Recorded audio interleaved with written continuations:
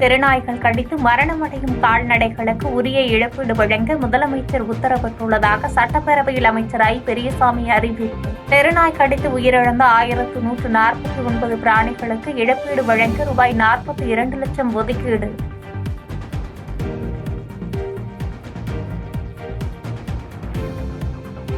கோடை காலத்தில் சென்னையில் தண்ணீர் தட்டுப்பாடு ஏற்படாது, போதுமான நீர் இருப்பு உள்ளதாக சட்டப்பேரவையில் அமைச்சர் கே. என். நேரு தகவல்.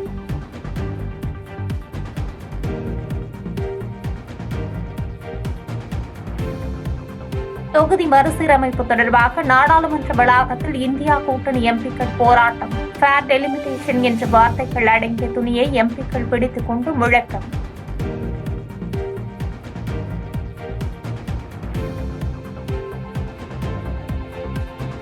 புதுச்சேரியில் மஞ்சள் நிற ரேஷன் அட்டை வைத்துள்ள மகளிருக்கு ரூபாய் 1000 உதவித்தொகை வழங்கப்படும். புதுச்சேரி முதலமைச்சர் ரங்கசாமி அறிவிப்பு.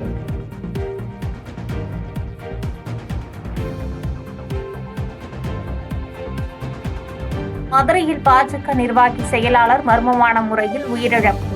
காரிலிருந்து சடலமாக மீட்கப்பட்ட நிலையில் காவல்துறையினர் தீவிர விசாரணை.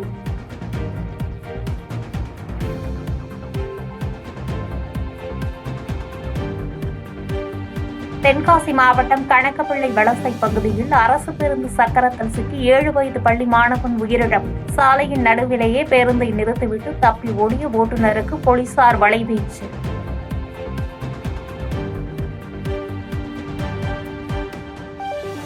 மணிப்பூரில் புதிதாக 2 சமூகங்களிடையே வெடித்த கலவரம். ஒருவர் உயிரிழப்பு. கலவரத்தை கட்டுக்குள் கொண்டுவர ஊரடங்கு அமல்.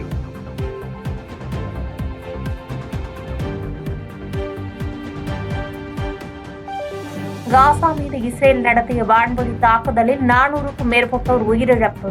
இது வெறும் ஆரம்பம் மட்டுமே என்று இஸ்ரேல் பிரதமர் பெஞ்சமின் நெதன்யாகு புதிய எச்சரிக்கை.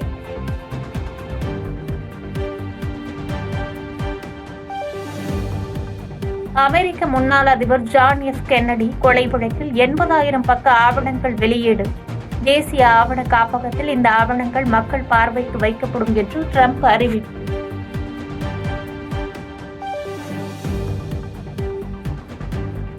தலைநகர் டெல்லியில் மாபெரும் போராட்டத்தை நடத்திய LIC முகவர்கள். தமிழகத்தைச் சேர்ந்த ஏராளமானோர் பங்கேற்று நாடு முழுவதும் கொண்டுவரப்பட்டுள்ள LIC மாற்றங்களை திரும்பப் பெற வேண்டும் என்று வலியுறுத்தல்.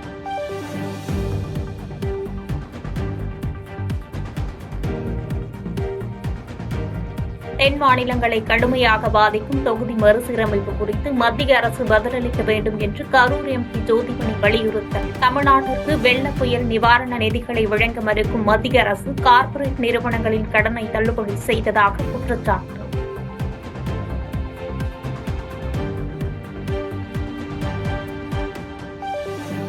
சேலத்தை சேர்ந்த பிரபல ரவுடி ஜான் சாணக்கியா ஈரோடு அருகே தேசிய நெடுஞ்சாலையில் மர்ம கும்பலால் வெட்டிக் கொலை. தனது மனைவியுடன் நெடுஞ்சாலையில் காரில் சென்று கொண்டிருந்த போது சுற்றி வளைத்த கும்பல் சரமாரியாக வெட்டி சாய்த்த வீடியோ வெளியாகி அதிர்ச்சி.